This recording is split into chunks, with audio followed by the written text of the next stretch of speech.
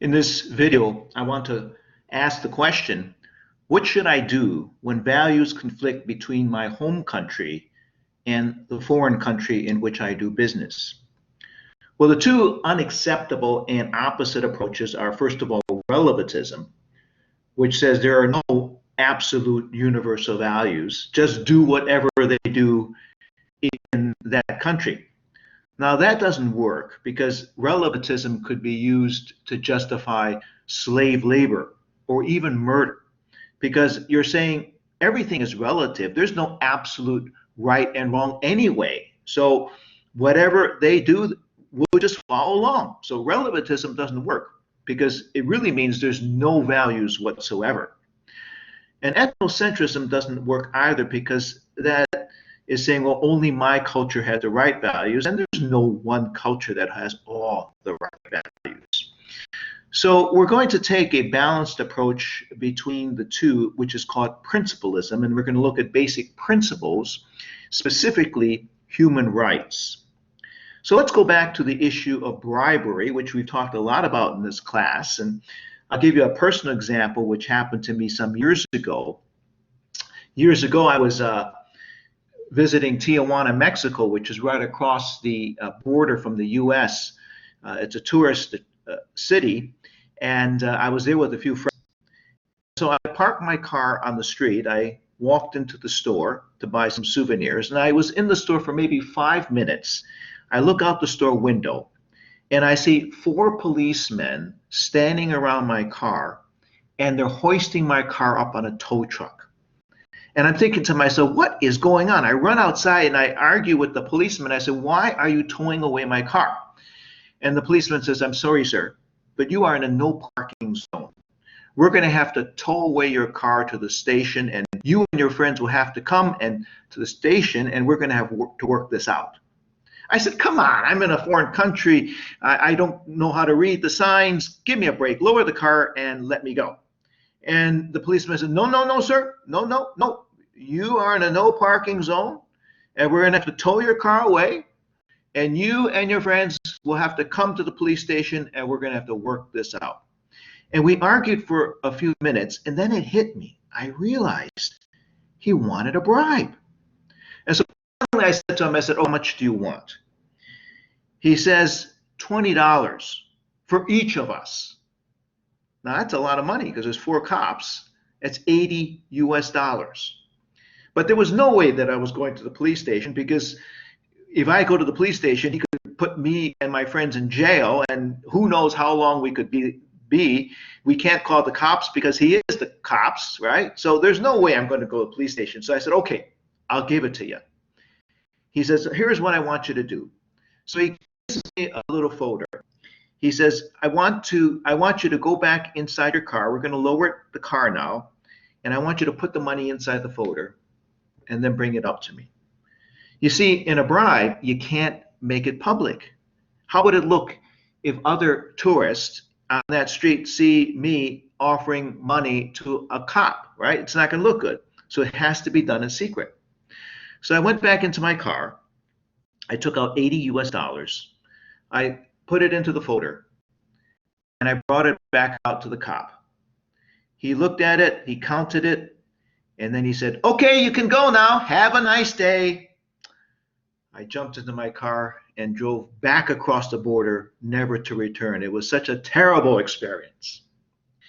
So in my case, this personal example, you are given a little class assignment about similar situation of traffic tickets. It's different if you're on company business because then you're representing the company. And the company will pay for the bribes or for going to court if you have to.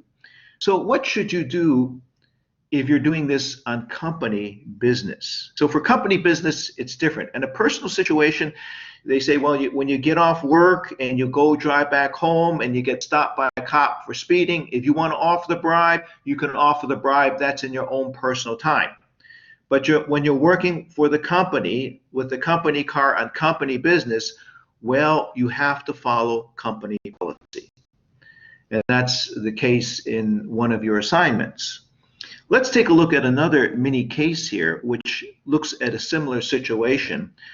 It's called the contract, and I don't know if you can read it there, but let me read it to you. It says, in order to win a bid on a construction contract in country X, it was customary to meet with ministry officials. At the meeting, it became known that a payment would be necessary in order to have the bid seriously considered. You made the payment, a small amount, submitted the bid, and won the contract. The deputy minister then called you to tell you how to arrange a 10% quote fee that was due to the minister. What should you do? Now here we're looking at two different payments.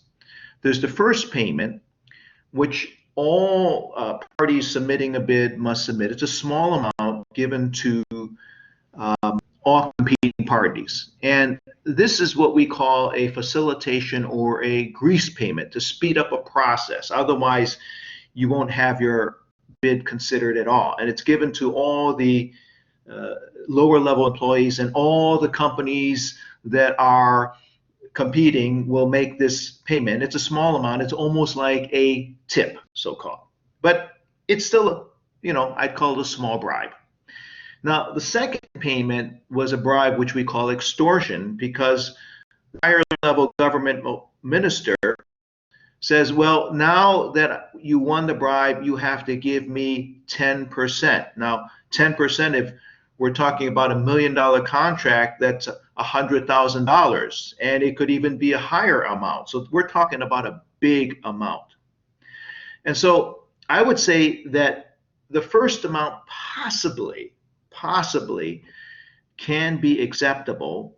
Now, some companies which have a very strict anti-bribery policy, in that case, you can't give even the first payment. With some companies which don't allow any types of bribes, even small bribes, then they really can't do business in a country like Mexico, because they really, by not paying these bids, they cannot compete. So that's the problem. Now, the second payment is different, because this is a big payment and it violates the core human right principle of fairness. Remember the 5 core principles. Justice, fairness is one of the principles. And bribery takes away fair competition based on merit, because the winner of the bid is the one who gives the bribe, not the best bid based on merit. So a large bribe, in this case, violates fair competition, the human right of fairness. And so we come to this ethical algorithm by Tom Donaldson, which asks the question, if the conflict is the result of differences in culture, because in this cultural situation like in Mexico, it's acceptable to give out small bribes, at least. For the first question, for the small bribe, do I have to engage in the practice to compete? For the facilitation payment, yes, you do. Otherwise, you can't do business in that country. And some companies, again, have decided they can't do business in countries like Mexico and others which engage in this small facilitation bribery practice.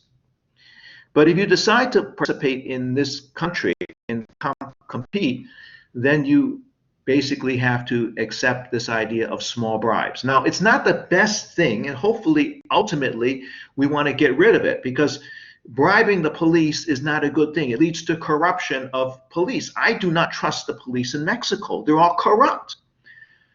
But in order to participate in Mexico, if I want to do business there, I may have to, for the time being, offer small bribes. But again, it's not the best thing, and ultimately we hope to get rid of it.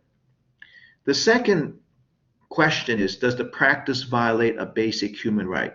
So maybe a small bribe does not, because all companies give it. It doesn't violate the human right of fairness. And so in this situation, the small bribe, the facilitation payment, could be acceptable.